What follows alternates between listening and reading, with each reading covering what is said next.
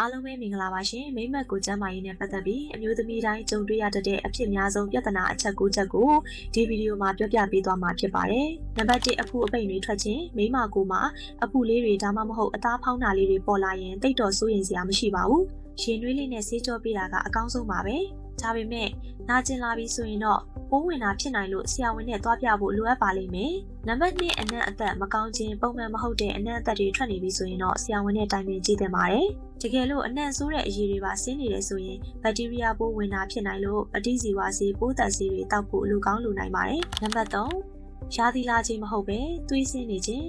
ရာသီလာခြင်းမဟုတ်ပဲတစ်ခါတလေသွေးဆင်းတာမျိုးကဆေးဝါးတွေကြောင့်ဟော်မုန်းပြောင်းလဲလို့ဖြစ်တတ်ပါတယ်။ဒါပေမဲ့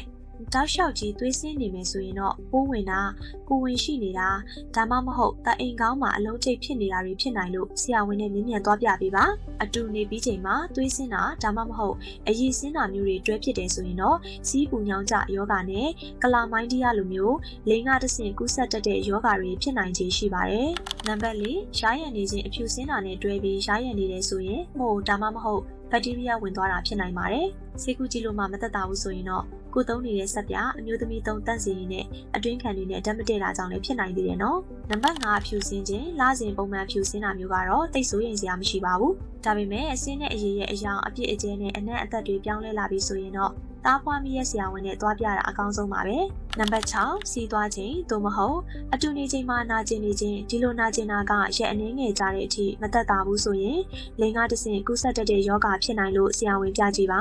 တကယ်လို့အတူနေပြီးချိန်မှာ6သွေးလို့နာကျင်တာမျိုးဆိုရင်တော့နောက်တစ်ခါအတူနေတဲ့အခါချောစီဂျယ်သုံးကြည့်ဖို့အကြံပေးချင်ပါတယ်နံပါတ်9ထုံကျင်နေခြင်းစပိန်အစီများတဲ့သူတွေစပိန်စီလေ့ကျင့်ခန်းလုပ်တဲ့သူတွေမှာအဖြစ်များပါတယ်ဒါကြောင့်အရေးသွေးကောင်းပြီးထိုင်လို့တက်တောင့်တက်တာရှိမဲ့စပိန်ထိုင်ကုန်မျိုးကိုရွေးချယ်သုံးစွဲပေးပါနံပါတ်10 6သွေးနေခြင်းအသက်အရွယ်ကြီးတဲ့သူတွေမှာဒါမကဘူးကိုဝင်ဆောင်အပြီးနဲ့နာဆေးပြောက်ဆေးတွေစိတ်ကြယောဂကုသတဲ့ဆေးတွေတောက်နေရတဲ့အချိန်မျိုးတွေမှာလည်းဖြစ်တတ်ပါတယ်နေရထိုင်ရခက်နေမယ်ဆိုရင်ချောစီဂျယ်တွေသုံးပေးလို့ရပါတယ်သုံးကြည့်လို့မှအဆင်မပြေသေးဘူးဆိုရင်ဆရာဝန်စီကအကူအညီတောင်းကြည့်ပါနော်နံပါတ်9မိမကိုအတွင်းပိုင်းကနာကျင်နေခြင်း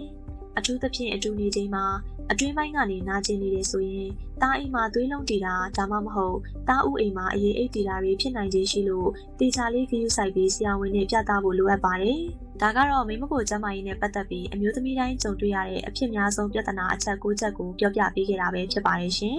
အဆုံးထိလိုက်ပါကြည့်ရှုပေးကြလို့ကျေးဇူးများကြီးတင်ပါတယ်ရှင်အားလုံးပဲကျမ်းမာပျော်ရွှင်တဲ့နေ့ရက်တွေကိုပိုင်ဆိုင်နိုင်ကြပါစေလို့ဆုတောင်းပေးလိုက်ပါတယ်ရှင်